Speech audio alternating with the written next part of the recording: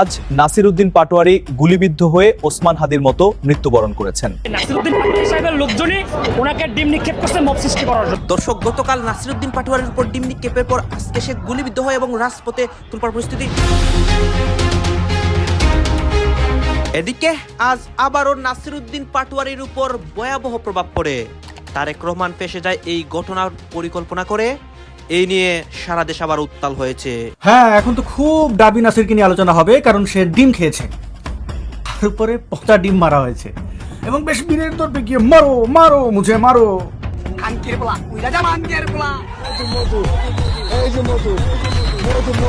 তো যখন নাসির পাটোয়ারি এখানে দাওয়াত ছাড়া প্রবেশ করতে যান, কয়েকটা ভিডিও ফুটেজ আপনারা দেখছেন, সেখানে ঢুকার সময় কিন্তু তিনি বাধার মুখে পড়েন মানে বিএনপি নেতা কর্মীদের।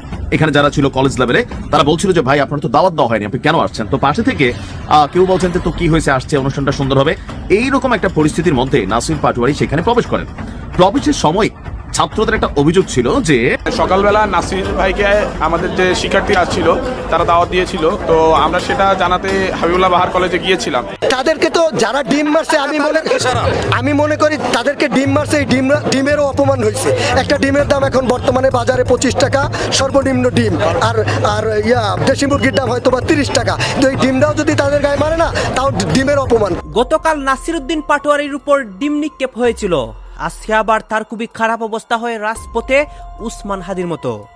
দর্শক শ্রোতা, আপনারা জানেন বাংলাদেশে অস্থিতিশীল পরিবেশ, সারা দেশে এখন নির্বাচনী প্রচারণা চলছে এবং দেশের প্রত্যেকটা নেতাকর্মী রাজপথে রয়েছে। একদিকে তারেক রহমান, অন্যদিকে জামাতের বিভিন্ন নেতাকর্মী। এখন দেখতে পারি আজকে নাসির উদ্দিন পাটোয়ারি ঢাকার রাজপথে গিয়ে ঠিক হঠাৎ তার সাথে কঠিন ঘটনা ঘটে। আপনারা দেখতে পারবেন সর্বশেষ নাসির উদ্দিন পাটোয়ারি কি হয় এবং এই ঘটনাকে কেন্দ্র করে কার উপর দোষারোপ হচ্ছে। অনেকে সরাসরি তারেক রহমানকে দোষারোপ করতেছে, আবার অনেকে তো গতকাল মির্জা আব্বাসকে দোষারোপ করছিল। আসুন আমরা কথা বাড়াবো না, আমরা সরাসরি ভিডিওর মূল আলোচনা চলে যাব। নাসির পাটোয়ারিকে ডিম থেরাপির পেছনে আসল কাহিনীটা কি? যেখানে এই ঘটনা ঘটেছিল ওইখানে কি ওই প্রোগ্রামে নাসির কি দাওয়াতে ছিল? চলুন একটু শুনি। উইদাউট ইনভাইটেশন উনি আসছিল, ওনাকে কোনো ইনভাইট করা হয় নাই ওনাকে।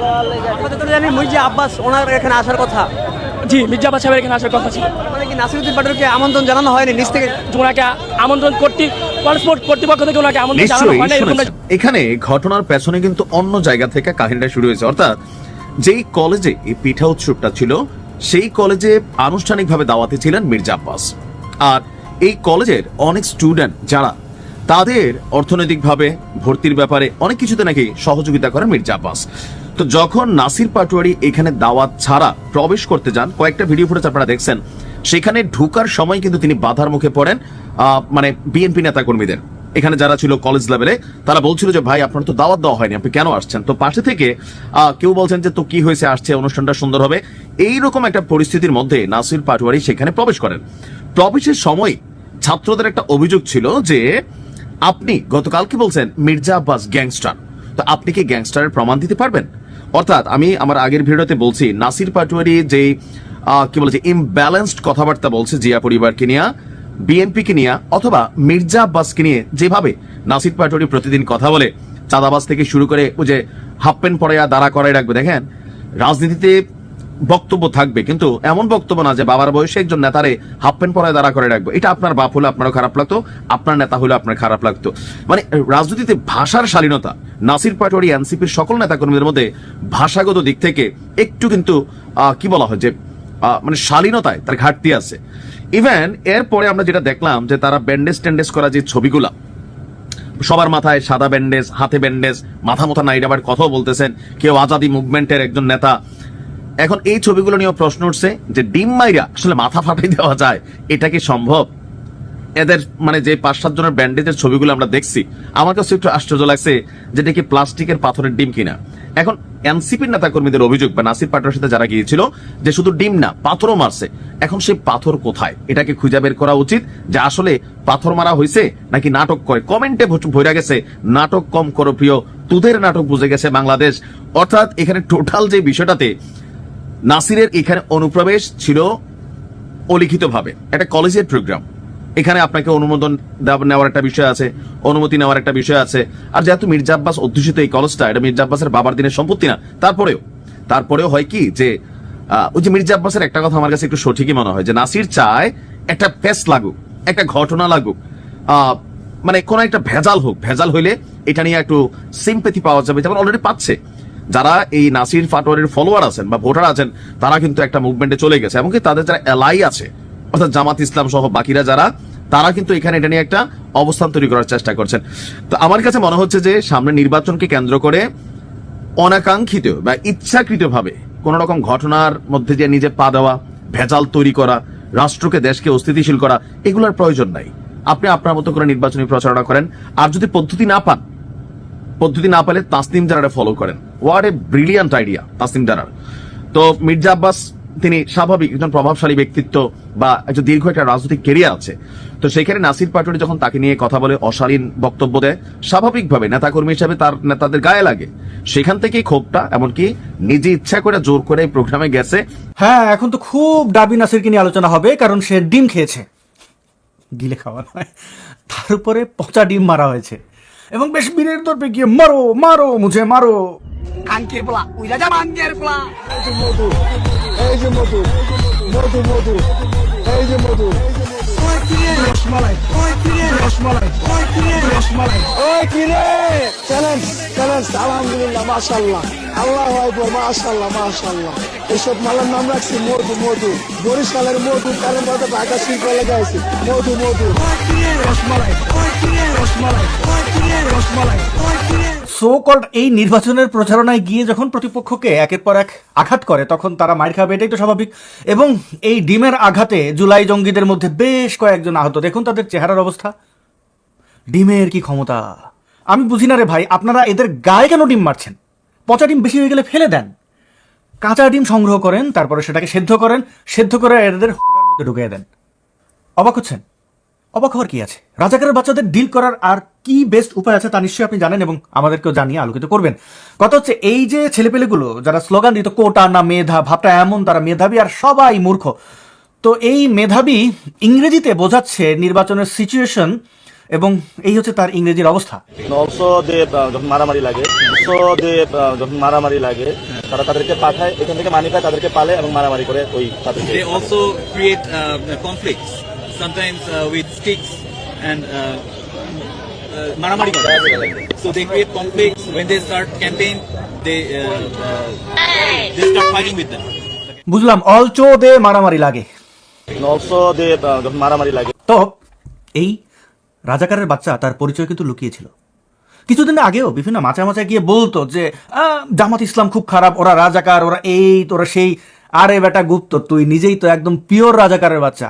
আপনারা জানেন যে একটি দল নিজস্ব ব্যানার জামায়াত ইসলামী নাম দিয়েছে, কিন্তু আমরা বাংলাদেশে লক্ষ্য করছি হাজারো এখানে 90% মানে মুসলমান, যাদের সকলের ধর্ম ইসলাম, কিন্তু আজকে ইসলামকে 10% টেনে এনে তারা নির্বাচন থেকে শুরু করে বাংলাদেশের পলিটিক্যাল এরিয়াতে সর্ব জায়গায় এই ধরনের একটি মাফিয়াগিরির প্রচেষ্টা চালাচ্ছে। কি বুঝলেন? শুধু এই ডার্বি পাটোয়ারি না, তার 14 গোষ্ঠী জামাতে রাজনীতি করতো, অথচ মাচা সে বলতো জামাত বিরোধী কথাবার্তা। এটাই হচ্ছে গুপ্তদের আসল চরিত্র। এরা নিজেদের রাজনৈতিক অবস্থান প্রকাশ্যে বলার সৎসাহস রাখে না, কারণ এরা অপরাধী। 1971-এর গ্লানি এখনো বয়ে বেড়াচ্ছে, এখনো তারা বিভিন্ন রূপে এসে আমাদেরকে বোকা বানায়। তো এই ডার্বিদের কি করা যায়? এই সমাজে তাদের ভূমিকা সম্পর্কে আমরা বুঝলাম, তাদের অতীত বর্তমান ভবিষ্যৎ আমরা জানি। ডিমের পরে যদি পাথর পড়ে তখন কি হবে? অবস্থা এমন হয়েছে যে তারা মার না খেলে শিরোনামে আসে না, প্রতিদিন তাদের মার খেতে হবে। এই ইউনুস গভর্নমেন্ট অর্থাৎ মব সরকার না থাকলে এদের জায়গা কোথায় হবে তা নিশ্চয়ই আমরা জানি। তারেক জিয়ার বিরাট একটা রহস্য ফাঁস। এটা হচ্ছে এমন যে তারেক জিয়া যে ব্যর্থ হবেন, তিনি যে বাংলাদেশের প্রধানমন্ত্রী হতে পারবেন না, এটা 17 বছর আগেই ঠিক হয়ে গিয়েছিল। মজার বিষয় দর্শক, 17 বছর আগে মুসলেখা দিয়ে দেশ ছেড়েছিলেন তারেক জিয়া। কিসের মুসলেখা? যে আমি আর রাজনীতি করবো না, আমাকে ছেড়ে দাও, আমাকে আর পিটাইও না। হ্যাঁ, তারেক রহমান মজলুম ছিলেন। তারেক রহমান অপরাধ করেছেন, দুর্নীতি করেছেন, হাওয়া ভবন কেলেঙ্কারি থেকে শুরু করে এমন কোনো অপরাধ নেই যেটা তারেক রহমান করেন নাই। কিন্তু এই বলে কি তাকে পিটিয়ে কোমরের হাড় ভেঙে দিতে হবে? না, এটা অন্যায়। তারেক রহমান অপরাধ করেছে, আইন অনুযায়ী তার বিচার হবে। যে দুর্নীতি করেছে তার বিচার হবে, অর্থ পাচার যা করেছে 10% খাম্বার বিচার হবে, তার শাস্তি হবে।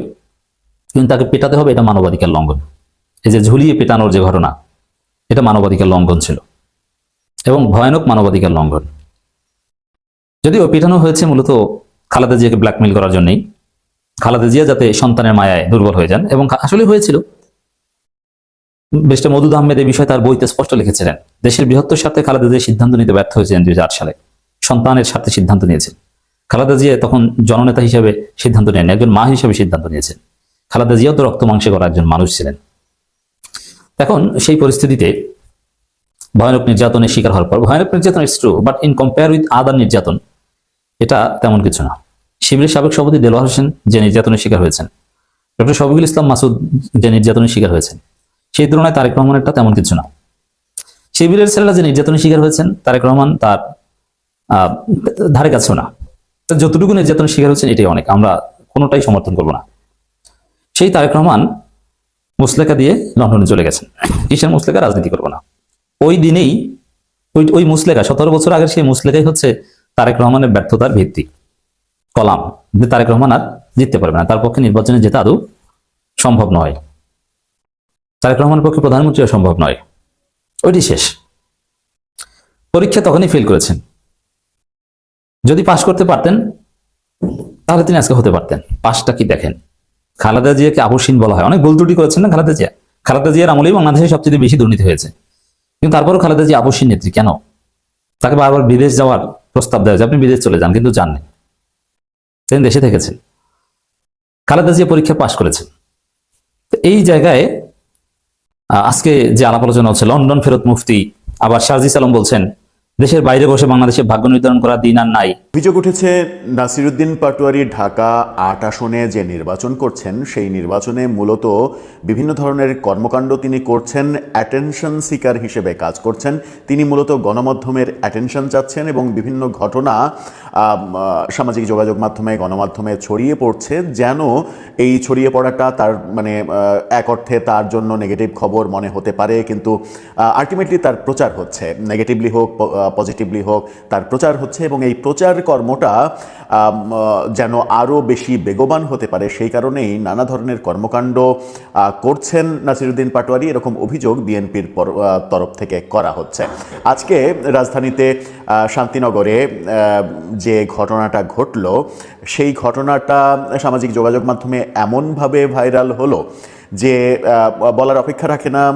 এই ঘটনা অবশ্যই নাসিরুদ্দিন পাটোয়ারির জন্য পজিটিভ কোনো ঘটনা নয়।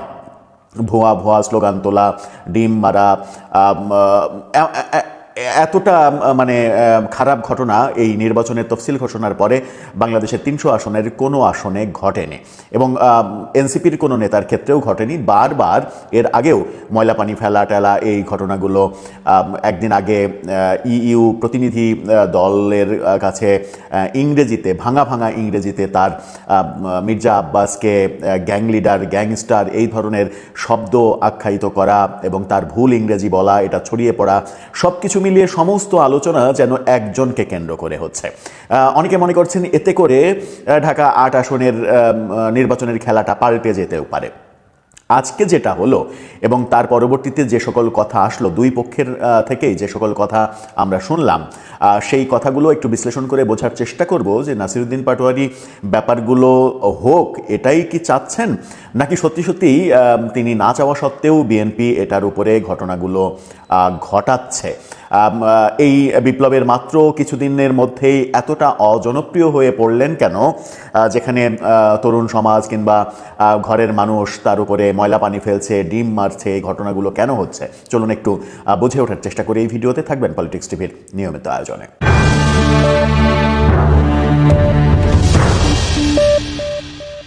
রাজধানীর শান্তিনগর হাবিবুল্লাহ বাহার কলেজ, সেখানে আজকে পিঠা উৎসব ছিল। হাবিবুল্লাহ বাহার কলেজের ছাত্রদের বিভিন্ন গণমাধ্যমে বলতে শোনা গেল যে এই পিঠা উৎসবে নাসিরুদ্দিন পাটোয়ারির কোনো আমন্ত্রণ ছিল না। কোনো আমন্ত্রণ না থাকা সত্ত্বেও তিনি সেখানে ইচ্ছাকৃতভাবে গেছেন, একটা গ্যাঞ্জাম পাকানোর জন্য গিয়েছেন। সেখানে নাকি মির্জা আব্বাসের যাওয়ার কথা ছিল, কিন্তু পরবর্তীতে মির্জা আব্বাস আর গিয়েছেন কিনা জানি না, কিন্তু সেই কলেজের ছাত্ররা বলছে যে তার আসার কথা ছিল না। এদিকে এনসিপি থেকে দাবি করা হচ্ছে যে সেখানে দাওয়াত পেয়েই তিনি গিয়েছিলেন এবং যাওয়ার পরে সেখানে তার ওপরে ডিম নিক্ষেপ করা হয় এবং তাকে ভুয়া ভুয়া স্লোগান দিয়ে সেখান থেকে বের করে দেয়া হয় এবং বের হয়ে যেতে বাধ্য হন। যে ভিডিওগুলো ছড়িয়ে পড়েছে সামাজিক যোগাযোগ মাধ্যমে, বিশেষ করে ডিম নিক্ষেপের যে ভিডিওগুলো, তার একটু অংশ আপনারা দেখে আসতে পারেন। এই ঘটনাগুলো কিন্তু নাসিরউদ্দিন পাটোয়ারির জন্য খুব একটা যে পজিটিভ। দর্শক আপনারা হয়তো দেখলেন এখানে কি কথা হচ্ছে, অনেকেই কিন্তু অনেক কথা বলতেছে, অনেকে আলোচনা করতেছে, অনেকে সমালোচনা করতেছে। বিশেষ করে এখানে নাসিরউদ্দিন পাটোয়ারিকে নিয়ে কথা হয় এবং নাসিরউদ্দিন পাটোয়ারির সাথে ঘটে যাওয়া অনেক ঘটনার বিশ্লেষণ করা হচ্ছে। দর্শক শ্রোতা, এই বিষয়গুলো নিয়ে এবং নাসিরউদ্দিন পাটোয়ারিকে নিয়ে আপনাদের মন্তব্য কি?